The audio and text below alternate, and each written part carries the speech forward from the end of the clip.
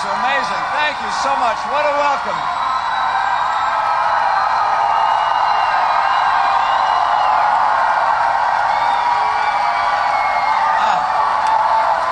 Thank you. That is a very generous welcome. Thank you.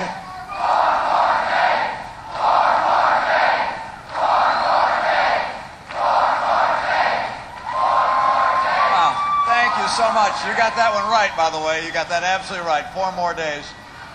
This is a wow, great experience to be here with you today. This is so exciting. What a great state. What a great welcome. And by the way, this state is going to help me become the next president of the United States.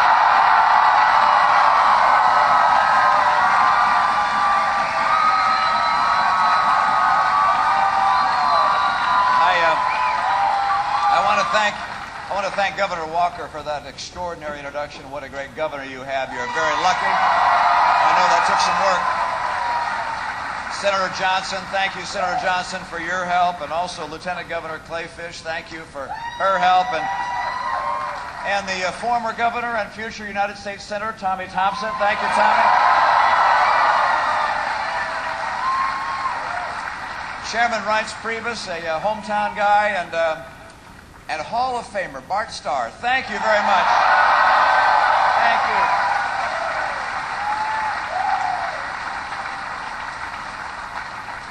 you. Old friends here too. Ann Wall, it was kind of her to speak here. My son is also joining us, and my youngest son, he's been campaigning. My boys have been campaigning all over the country. This has been a family affair for us, and their support means a lot to me, and yours, and the work you have done, the contacts made in Wisconsin over the last months have just blown everybody away. And I want to thank you for the work you're doing. That's going to help us get this victory.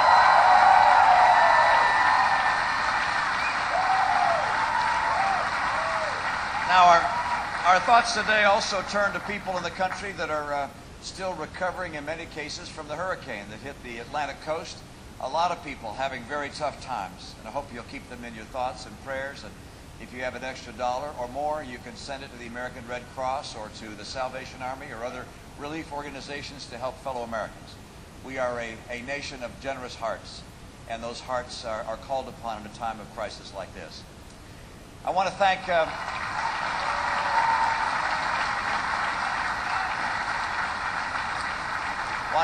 for all that you've done and all you're going to do in the next 4 days, and I want to tell you how much I appreciate being in the home of the next Vice President of the United States.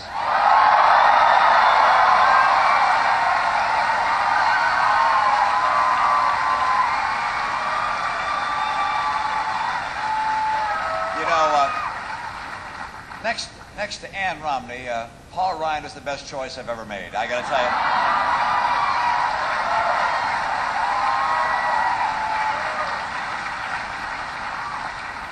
Now, we're just entering the final weekend of the campaign. And as you know, at the Obama rallies, they're shouting 4 more years, 4 more years. And I just heard you. We're shouting 4 more days, all right? And we're so very grateful to you and to people, frankly, across the country for all that you've done, all they've done to give yourselves to this campaign. And as you know, this is not just about Paul and me. This is about America.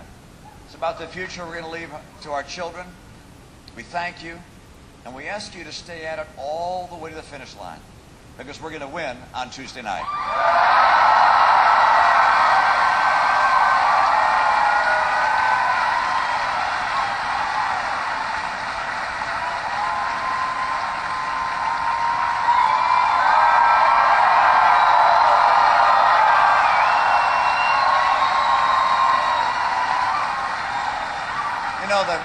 The closing hours of a campaign have a dynamic all their own.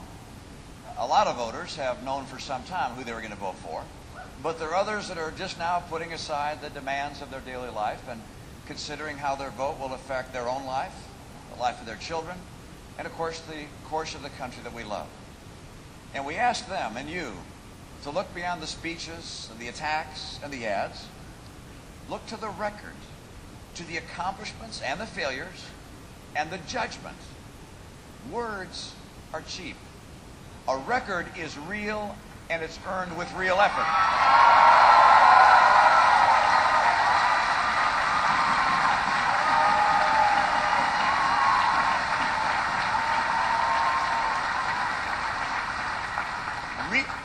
change is not measured in words. Real change is measured in achievements. And 4 years ago, candidate Obama promised to do so very much, but he's fallen so very short. He promised to be a post-partisan president, but he became the most partisan, blaming, attacking, dividing. He said he was going to focus on creating jobs. Instead, he focused on Obamacare, which killed jobs. He said he was going to cut the federal deficit in half, and then he doubled it. He said he was going to lower the unemployment rate down to 5.2% right now. Today we learned that it's actually 7.9%, and that's 9 million jobs short of what he promised. Unemployment is higher today than when Barack Obama took office. Think of that. Unemployment today is higher than on the day Barack Obama took office. He promised that he would propose a plan to save Social Security and Medicare from insolvency. He didn't. Rather, he raided $716 billion from Medicare to pay for his vaunted Obamacare. He said he was going to lower health insurance premiums for the average family by $2,500 a year by now. And actually by now, they are now $3,000 higher for an average family. And gasoline. The American family now pays $2,000 a year more for gasoline than when he was elected. Of course, he also said he was going to work across the aisle on the most important issues. Listen to this. He has not met on the economy, or on the budget, or on jobs with either of the Republican leader of the House or the Senate since July. Instead of bridging the divide, he's made it wider. Now, how is it that he's fallen so short of what he promised? In part, it's because he'd never led before. He'd never worked across the aisle before. He never truly understood how jobs are created in the economy. And of course, today, he's now making new promises. Promises he will be unable to keep, because he admits that he'll stay on the same path he's been on. And the same course we have been on will not lead to a better destination.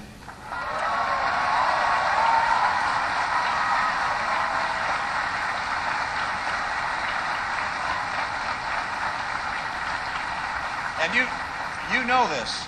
The same path we're on means $20 trillion in debt in 4 years. It means crippling unemployment continues. It means stagnant take-home pay, depressed home values, and a devastated military. And unless we change course, we may well be looking at another recession.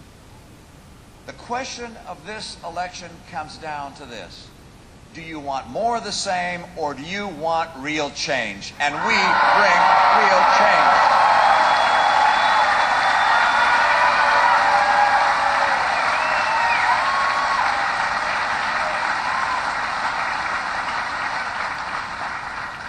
Candidate Obama promised change, but he couldn't deliver it. I promised change, but I have a record of achieving it.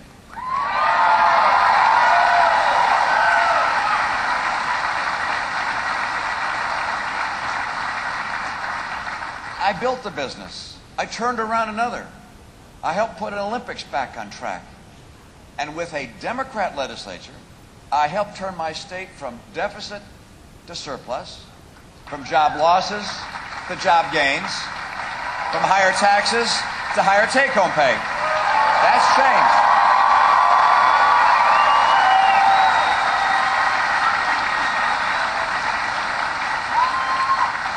Look, this is why I'm running for president. I know how to change the course that the country's on, how to get us to a balanced budget, how to build jobs and help raise take-home pay. Accomplishing real change is something I don't just talk about, it's something I've done. And it's what I'm going to do when I'm president of the United States, with your help.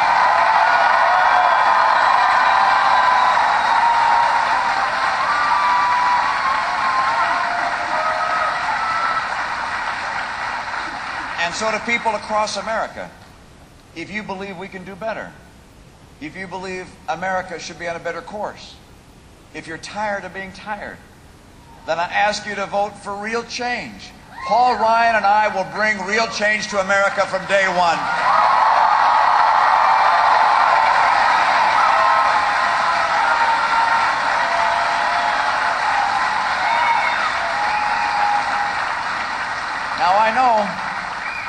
I know that when I'm elected, the economy and the American job market will still be stagnant.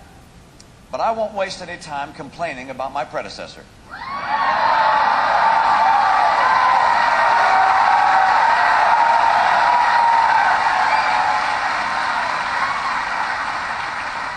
I won't spend my effort trying to pass partisan legislation that's unrelated to economic growth. From day one, I'll go to work to help Americans get back to work. People across the country are responding to our five-part plan to create jobs. Part one, as you know, is about taking full advantage of our energy resources.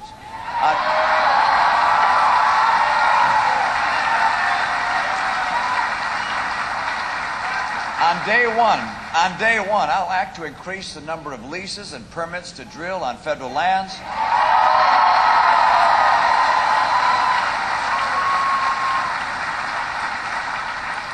I will act to speed the approval of the Keystone Pipeline from Canada.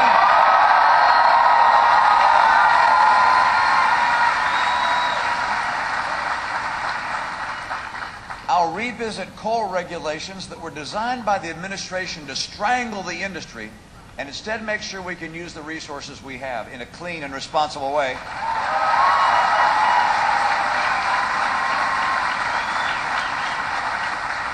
You see, on day one, we will be closer to North American energy independence.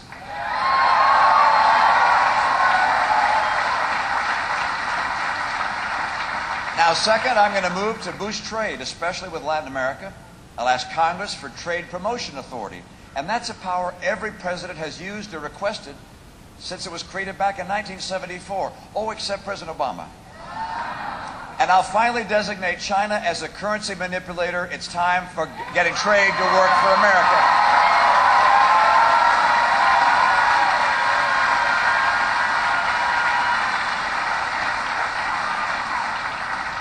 Now, third, I'm going to send to Congress the Retraining Reform Act to make sure that every worker who feels left behind in this economy can get the skills and the chance for a good-paying job. And fourth, I'll move to tackle out-of-control spending.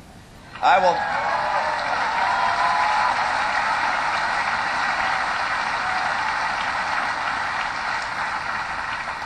I'll send Congress the first of several fundamental reforms.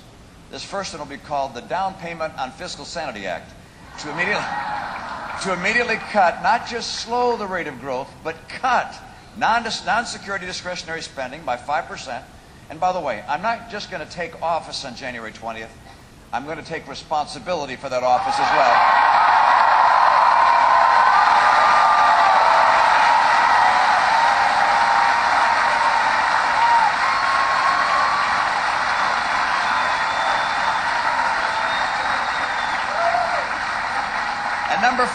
Number five, I'm going to act to boost small business and all business. I'm going to issue executive orders aimed straight at the problems that are holding this economy back. The first will grant state waivers from Obamacare to begin its repeal.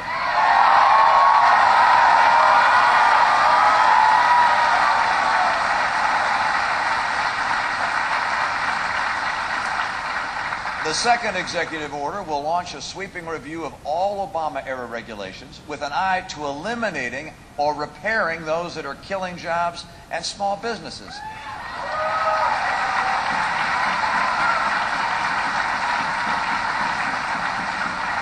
And every entrepreneur, every small business person, every job creator will know that for the first time in 4 years, the government of the United States likes business and loves the jobs and higher wages businesses can bring.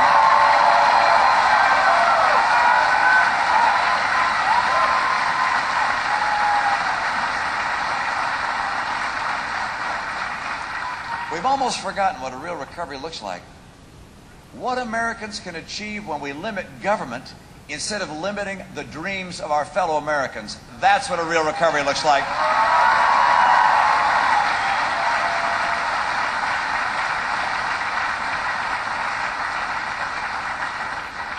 It's within the power of the American people to choose their own future. We know what we need to know. You can stay on the path of the last 4 years, or you can choose real change.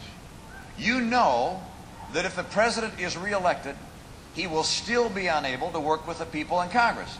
I mean, he's ignored them, he's attacked them, he's blamed them. The debt ceiling will come up again, and shutdown and default will be threatened, chilling the economy. The president was right when he said he can't change Washington from the inside. In this case, you can take him at his word. We're going to put him outside soon.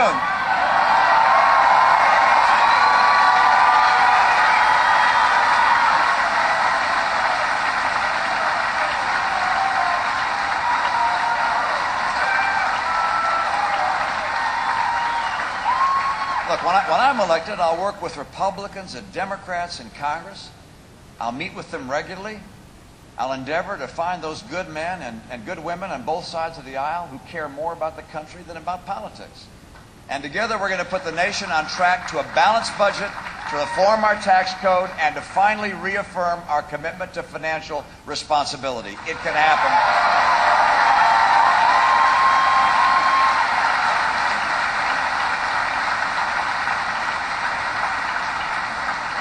And you know that if the president were to be reelected, he would continue his war on oil and gas and coal. He'll send billions more dollars to his favorite solar and wind companies. And all of this guarantees higher energy prices at the pump and fewer jobs. Today, gas costs twice what it did when President Obama was elected. When I'm elected, we're going to change course in energy. And I know just how much energy means to middle-income families across America. We can help hold down prices at the pump and grow new energy jobs and manufacturing jobs. You know how, by the way, if the president's reelected, he'll continue to promote government and demote business. You know, he chose his own jobs council. It was made up of the people he selected from the business community. Do you know how long it's been since he met with them? 9 months. 9 months. You see, I like business. I don't see it as a necessary evil.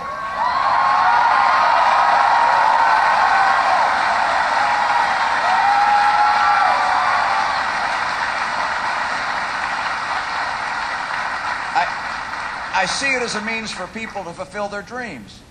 Yesterday I was with a woman named Rhoda Elliott in Virginia. She's been running her family restaurant business for years. A business that has been in her family for 82 years. At its high point, she employed 200 people. She just closed it down. And she told me that regulations and taxes, Obamacare, and the effects of the Obama economy put her out of business. And she teared up when we were talking. This wasn't about money. This was about a future for her family and for her family of employees. I want to help the hundreds of thousands of dreamers like Rhoda. And when I'm president, I will.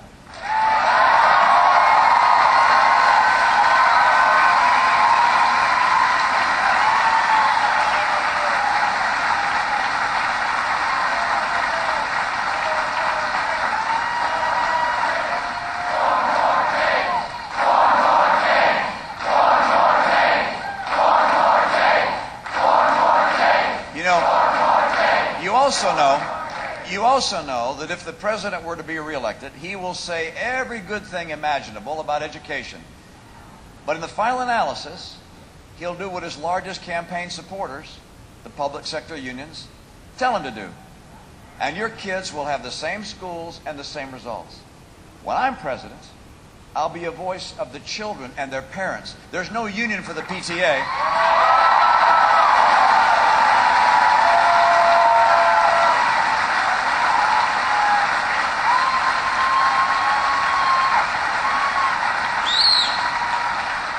I'll make sure that parents have the information they need to see whether their school is succeeding or failing. And I want to make sure parents also have the choice they need to be able to pick the school where their child has the best chance for success.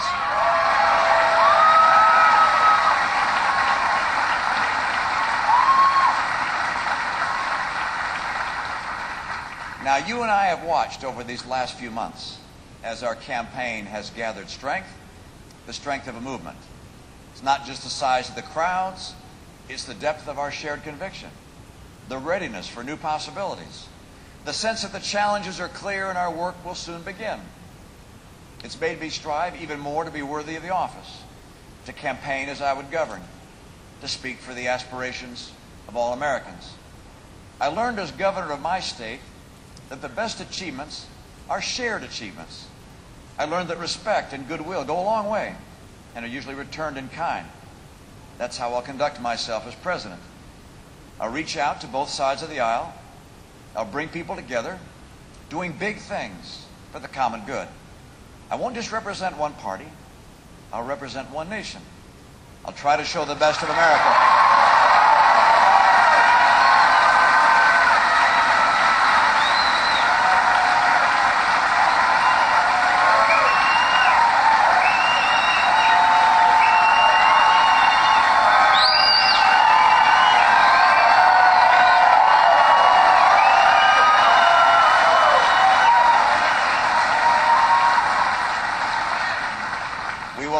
Best, because at a time like this, only the best will do.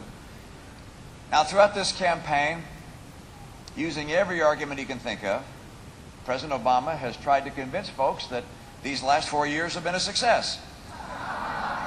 And he's so sure of that that he's got one big plan for the next 4 years. And that is he wants to take all the ideas from the first term, you know, the stimulus, the borrowing, Obamacare, all the rest, and then go back and do it all over again. That could be boiled down, that idea could be boiled down to 4 words, more of the same. I don't believe this is a moment when our big dreams will be satisfied with a small agenda. I'll lead America to a better place, where confidence in the future is assured, not questioned. This is not a time for America to settle. We're 4 days away from a fresh start, 4 days away from the first day of a new beginning.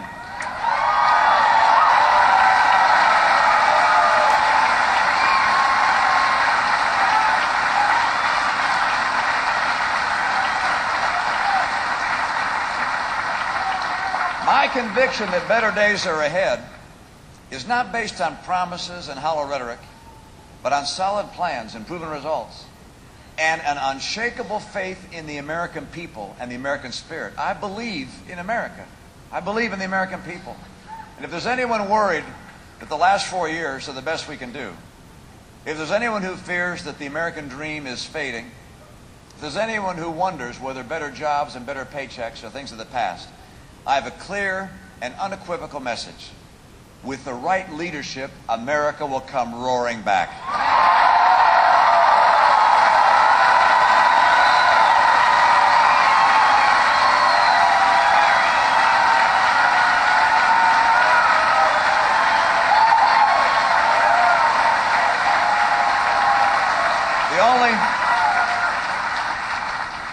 The only thing that stands between us and some of the best years we've known is lack of leadership. And that's why we have elections, after all. This Tuesday is a moment to look into the future and imagine what we can do to put the past 4 years behind us and start building a new future. You saw the differences, by the way, when President Obama and I were side by side on our debates.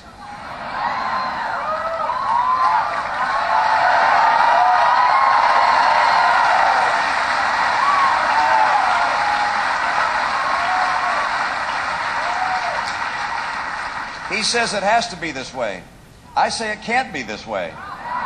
He's offering excuses. I've got a plan. He's hoping we'll settle. I can't wait for us to get started. Look, Americans don't settle. We build. We aspire. We listen to the voice inside us that says we can do better. A better job, a better life for our kids, a bigger, better country. That better life is out there. It's waiting for us. Our destiny is in the hands of the American people. 4 more days. 4 more days, and we can get to work rebuilding our country, restoring our confidence and renewing our conviction. Conviction and confidence that we're on a solid path to steady improvement. Confidence that college grads coming out of school will have a job waiting for them.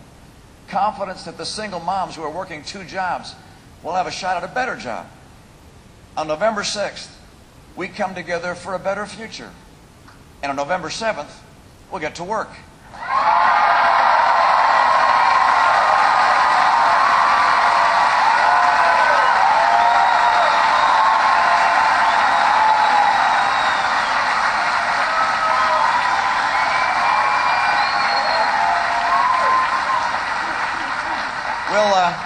We'll reach across the street to that neighbor with the other yard sign.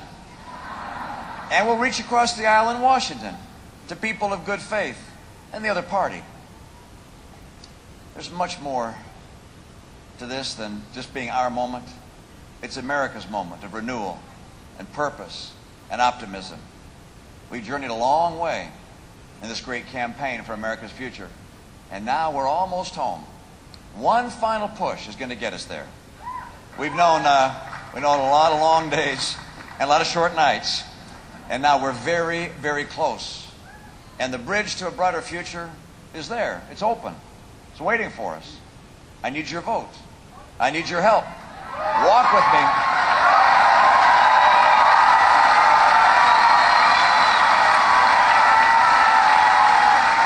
Knock on those doors.